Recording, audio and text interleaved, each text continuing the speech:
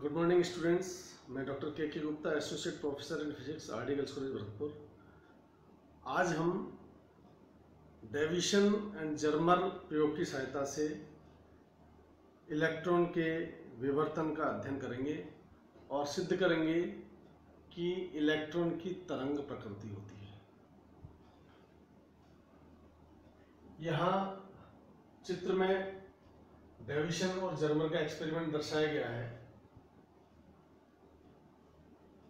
इसमें ये electron gun है। इस इलेक्ट्रॉन V वोल्ट से त्वरित इलेक्ट्रॉन पुंज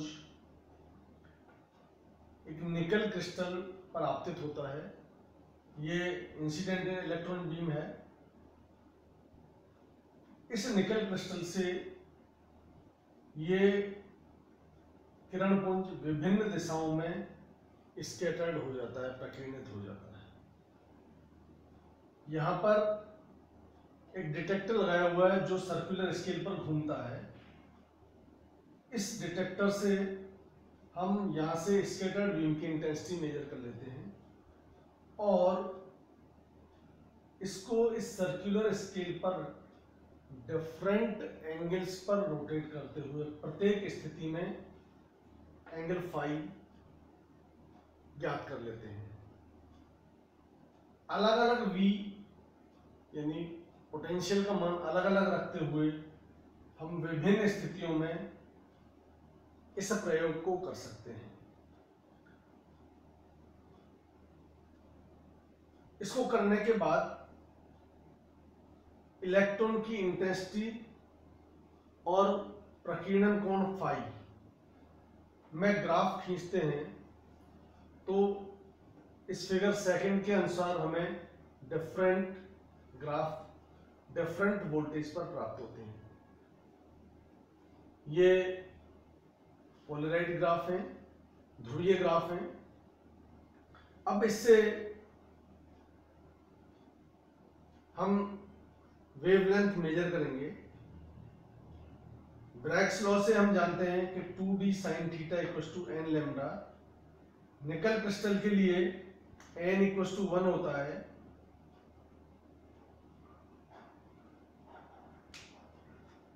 निकल क्रिस्टल की ब्रैग स्टडी के लिए ये हमने एक डायग्राम शो किया हुआ है। यहाँ दो क्रिस्टल के बीच की डिस्टेंस कैपिटल D और दो क्रिस्टल लेयर्स के बीच की दूरी स्मॉल d है।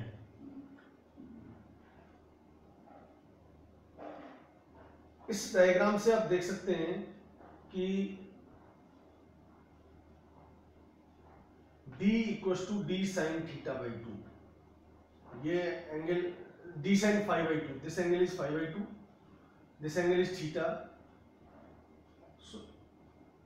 निकल क्रिस्टल में दो जालकों के मध्य की दूरी 2.54 एंगस्ट्रॉम होती है।